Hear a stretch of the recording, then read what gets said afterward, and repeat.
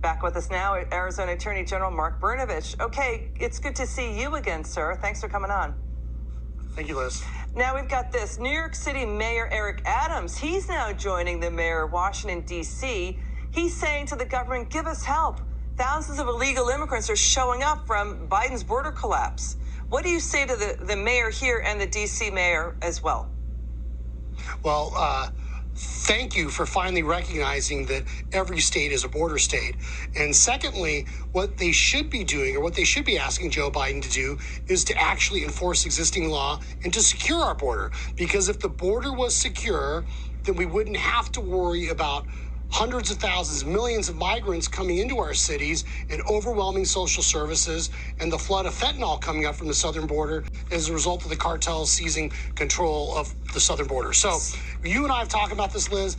I shouldn't have to be. As the Attorney General, I have filed so many lawsuits. We successfully stopped Joe Biden from rescinding Title 42, the Remain in Mexico policy we argued, forcing him to build the wall, trying to deny the federal government from giving benefits to non-citizens. It goes on, but we as states shouldn't be having to do this, and the city shouldn't be having to pay the cost for the failed policies of the Biden administration. Yeah, to your point, the governor of Arizona, Doug Ducey, he tweeted out, quote, it's convenient these liberal mayors are finally speaking up on this humanitarian crisis, but it's already been affecting their communities for years. He's saying Arizona, by the way, is not busing illegal immigrants to New York City, but fentanyl and drugs have been pouring in. But take this on.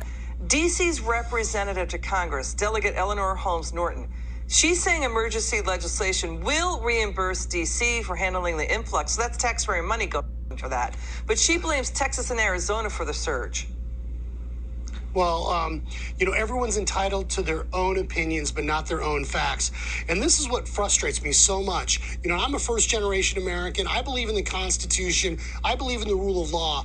And the federal government is at its apex of power when it comes to enforcing our border. So the left, this is a classic leftist, dilemma where they create a problem, they create a crisis, and then they beg the federal government to spend our taxpayer money in order to solve the crisis. And then they don't solve the crisis and they just compound it and it gets worse and worse and worse. So this is the classic example of there is a man-made disaster right now facing this country, the worst kind of tsunami you can imagine. And it has nothing to do with, global warming or anything else. It has everything to do with the leftist policies of the Biden administration. So they have created this problem. And now we as taxpayers, shouldn't have to bail out D.C. or New York City. What we should be doing is making sure the federal government enforces existing law and spends those resources on securing our border. And you and I haven't even started talking about the fact that nearly 60 people on the terror watch list have been apprehended so far this fiscal year. My goodness, that's almost 3 times as many people that killed Americans on 9/11. So this isn't just about the cost in dollars and treasury. It is about the cost in human lives and the toll that's going to have on this country as a result of the failed policies of the Biden administration. That's 60 terrorists caught at the southern border, right? I think it was 58, but it's very close to 60. But here's the number. The number. Wait, sorry, forgive me. It's 192 at all ports of entry and the U.S. southern border. That's already outpacing last year's fiscal year. I think it's 157 last fiscal year, right? I mean, we're just a generation away from 9/11, and all of a sudden everybody's okay with this, right? But I want to get to this. Take that on. Go ahead. No, I was just going to say is that look. More than 3 million people have illegally entered our country since Joe Biden became president. We know that's like the entire population of Kansas. But there's hundreds of thousands of gotaways. These are people that are trying to avoid detection. And I ask you, if you can come into this country and Joe Biden's giving you a hotel room and an airline ticket and asylum, why would you be sneaking across the desert when it's 120 degrees outside, risking your life for 20 days on foot, unless you're here to do us harm? And so we should be worried about it, not only about the record amount of fentanyl and all the drugs coming into our country. Once again, just so far this year, enough potential fentanyl to kill the entire country. but these folks on the terror watch list and these gang members, the MS-13 members that are coming in the dark of night. I mean, Congressman John Katko was with us. He's saying, the Homeland Security Secretary is saying to Congress, you've got to get waivers, citizens accused of criminal activities and terrorism, before we release information to you. There was a terror threat against former President George W. Bush, and also there was a plot foiled to shoot up a fireworks gathering in Richmond, Virginia. But now you have to sign waivers to get information.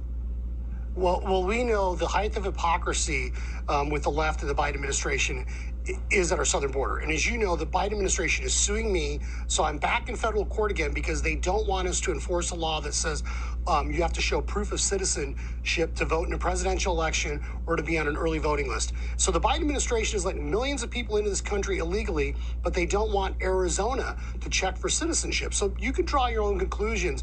And once again, the height of hypocrisy, you have someone like Novak Djokovic, the #1 tennis player in the world, that wants to come into New York and play a sport, obey by all the COVID protocols. He can't come into this country, and yet people are crossing our southern border in record numbers that have no proof of vaccine and literally are given hotel rooms. And the most serious question they get is whether they want a room with 2 double beds or a king bed.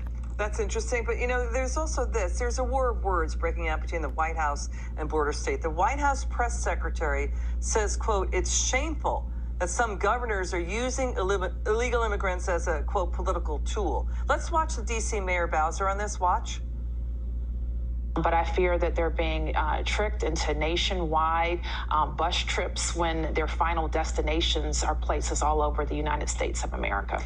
Are they being tricked into getting on buses out of Arizona and Texas to go to D.C.?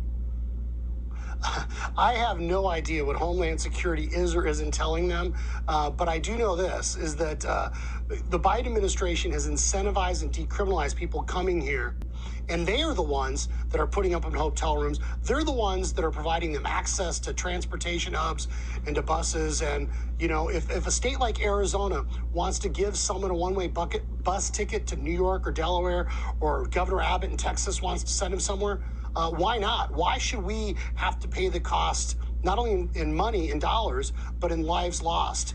And, you know, just shame on the Biden administration. I mean, we sit here, we talk about no-fly zones all over the world, and we debate this. We need to have a no-lie zone in Washington, D.C. when it comes to stuff that's coming out of the mouths of these mayors and these spokespeople. Okay, that was a pretty funny quip. Yeah. So here's the other thing. Has the mayor of New York or the mayor of D.C. called you guys?